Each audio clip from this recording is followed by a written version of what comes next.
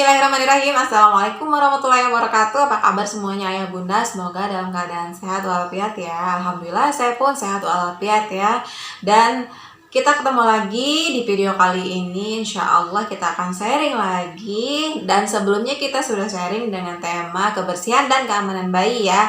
Nah, pada kesempatan kali ini insya Allah kita akan sharing lagi yaitu tentang kebersihan bayi ya. Tapi ini lebih ke toileting baby ya. Seperti apa toileting baby ini nanti akan kita sharing sama-sama ya. Dan jangan lupa sebelum kita mulai, jangan lupa untuk kasih like dan subscribe untuk video ini agar kita semakin semangat untuk membuat video yang lebih bermanfaat lagi.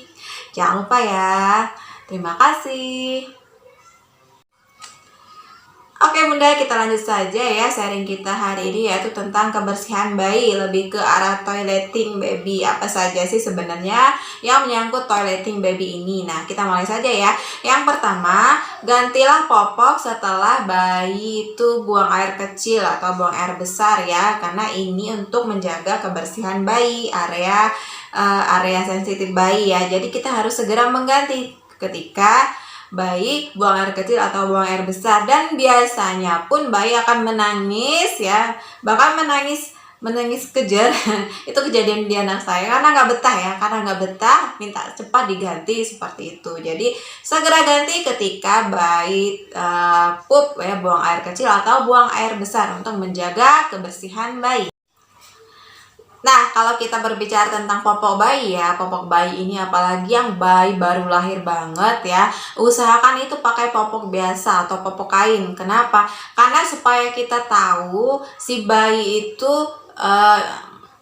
mendapatkan makanan atau ASI yang cukup atau tidak. Dengan apa? Dengan melihat berapa kali dalam sehari bayi mengeluarkan buang air kecil ya, seperti itu. Jadi kita bisa memakai popok biasa ya, jangan popok sekali pakai, tapi pakailah popok kain terlebih dahulu ya untuk bayi yang baru lahir seperti itu.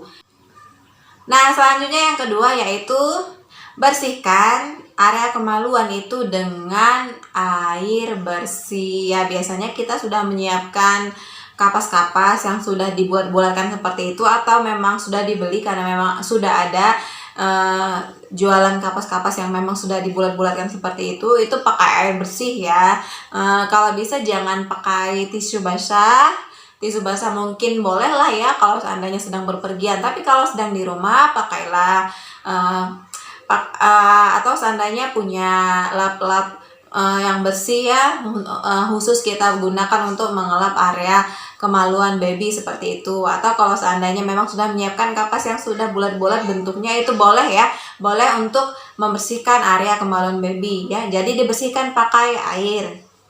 Kemudian yang selanjutnya yang ketiga yaitu gunakan popok, pakaikan popok jika benar-benar area kemaluan sudah kering, sudah kita bersihkan ya. Jangan masih lembab-lembab tapi kemudian langsung kita pakaikan ya. Usahakan maksimalkan harus keringkan dulu supaya apa? Supaya kita menghindari terjadinya iritasi lah atau kelembaban atau hal-hal yang kita tidak inginkan ya.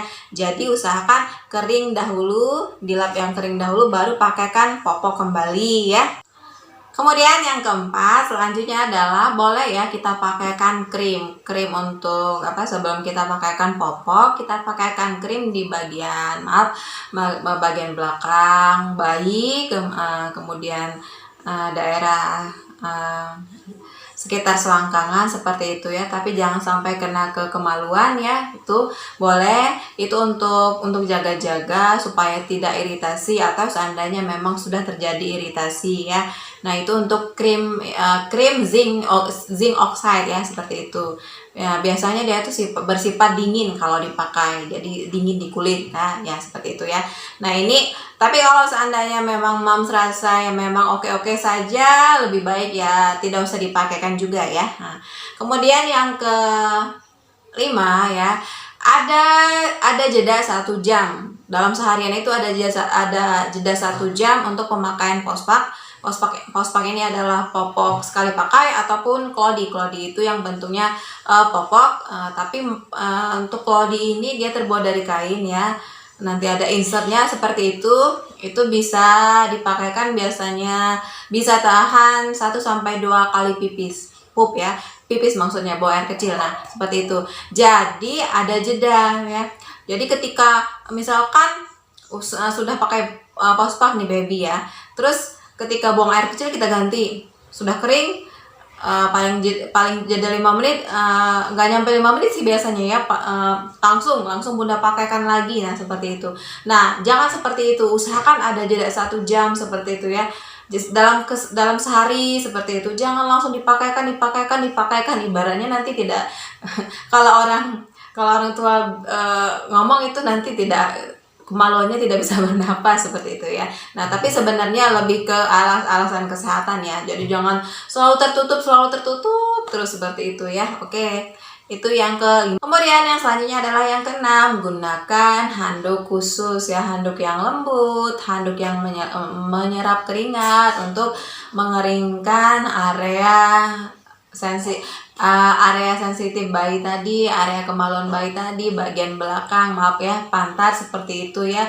Itu gunakan handuk yang lembut, handuk yang menyerap keringat. Kemudian yang ke-7, yang selanjutnya adalah tidak menggunakan bedak pada pantat bayi dan kemaluan bayi. Ya, kenapa tidak boleh ya?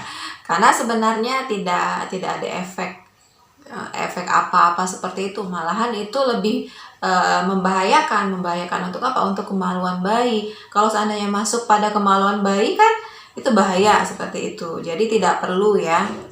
Kemudian yang ke-8, yang terakhir adalah gunakan postpak. Gunakan postpak ini yang sesuai dengan ukuran bayi. Gunakan postpak atau klodi yang sesuai dengan ukuran bayi ya.